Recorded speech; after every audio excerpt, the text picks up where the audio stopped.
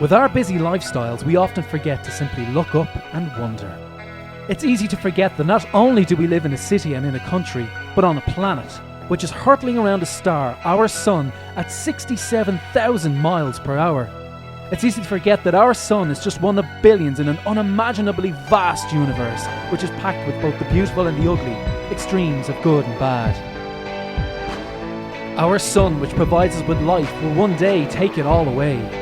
The closest stars are still too far away to reach, and places considered hostile to life are now among the most likely places to find it. With all of these contradictions and more, it's easy to get overwhelmed, to get lost. But fortunately for us, we have a guide. I'm delighted to be joined in studio by Mr. David Moore of Astronomy Ireland. David, thank you for joining us. Thanks very much for having me. Now, David, obviously on the show, we're going to be looking out into deep space, but I want to start with something a little bit closer to home, the Hubble Space Telescope. Perhaps you can tell us a little bit about it. Well, it was launched 25 years ago, so the technology actually was quite old, but it's been upgraded because it was built to be serviced by the Space Shuttle. The Space Shuttle mission, of course, all finished now, but there were several service missions which upgraded the cameras. So it's like putting a more powerful digital camera into this telescope every time.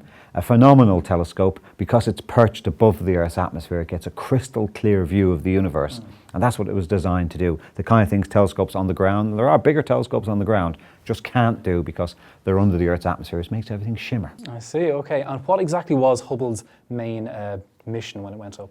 Well, it was planned for a long time, from the 70s onwards, and because of one delay after another, eventually got launched in 1990. And the big mission for Hubble was to figure out how old the universe is. Back then, we didn't know if it was 10 or 20 billion years, so a factor of 2, 10 billion years out.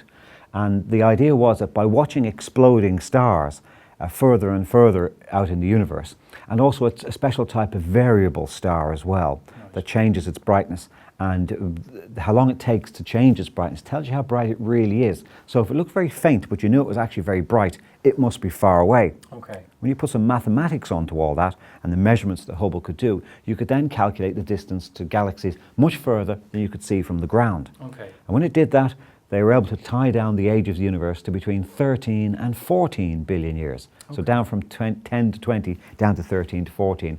Every month in our magazine we have a column about what the Hubble Space Telescope is doing. It's that important. Okay. No other telescope gets that. The photographs that come back are absolutely stunning, and they're very useful scientifically as well. Yeah. And the fact that one of the things it wasn't really set up to do, but somebody had the idea, was to peer out into an empty piece of space and look as deep into the universe as we could.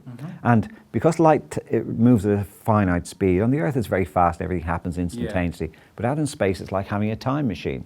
The galaxies we're seeing the light as it was millions of years ago, and in the case of Hubble, billions of years ago, and they could see stars and galaxies right to the edge of the universe when it was formed. And this Hubble Deep Field, as it was called, was remarkable. We were able to see galaxies just after they'd formed after the Big Bang. And the next space telescope after it, it's going to focus on that area that even Hubble can't see far enough back in time with. One of the biggest questions still facing humanity today is the question of whether or not we are alone in the universe. The answer to that question could have profound implications for us all and our sense of place and importance in the cosmos. So if life is out there, what form will it take? Simple cells frozen on a drifting asteroid, or a fully formed intelligent being landing its spacecraft on Earth for all to see? I asked David how we're searching for life and where we might find it. The latest craze, since just the last 15, 20 years, has been to find planets around other stars. From the way we think the Earth formed around the Sun, probably all stars should have them, but you couldn't prove that until the techniques were developed that enabled you to watch stars wobbling. A bit like two ice skaters spinning each other around. Okay. A small planet will actually pull its star out of orbit, and we can now measure that slight pull. But to see the planets was very difficult. Hubble's actually been able to do it. It's actually been able to image a few of the planets directly.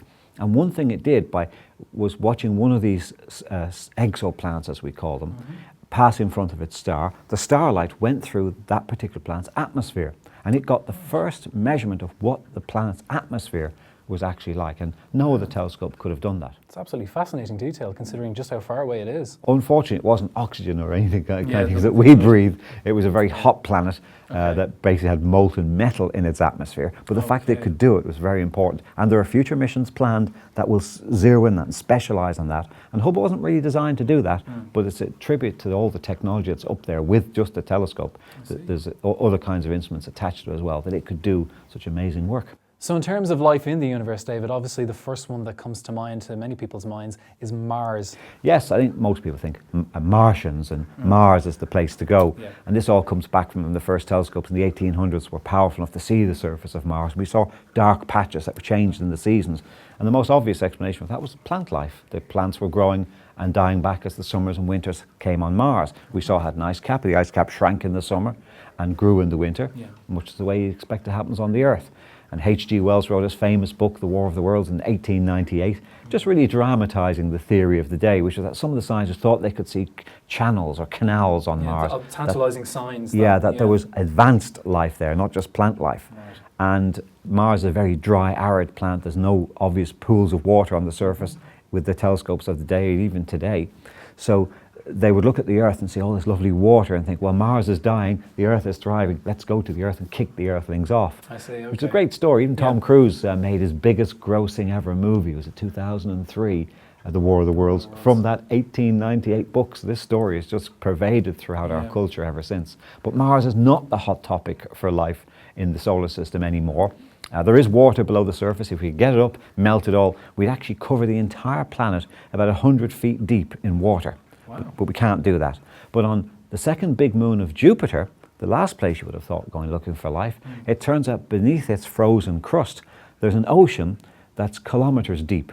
Now, it's a smaller body than the Earth or Mars, but because the ocean is so deep, it's reckoned it has twice as much water as the Earth's oceans have today. Wow. This is Europa, is that right? This is Europa, the second big moon of Jupiter. You can see it in a small telescope in the evening skies. Jupiter's on view at the moment. Very easy to see, but to actually drill down below that ice and check to see if there even just simple life there will take a long time. It's very far away, very expensive to send a mission out there. And is there any particularly missions planned? Anyone got any ideas for going there? Well, it turns out there are four big moons, and two of the other ones probably have oceans as well. So certainly Jupiter is a hot topic for the planetary scientists who want to send spacecraft there. So they're designing them at the moment, trying to get the funding. The ideal thing to do would be to drill down beneath that ice and sample the water.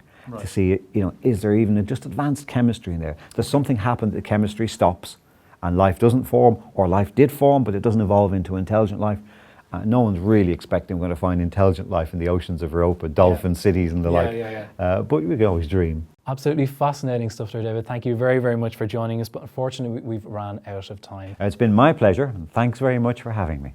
And if you want to find out more, you can catch up with David at astronomy.ie to find the Astronomy Ireland website. And you can catch up with us, of course, on neartv.ie. I hope you enjoyed the show. Take care.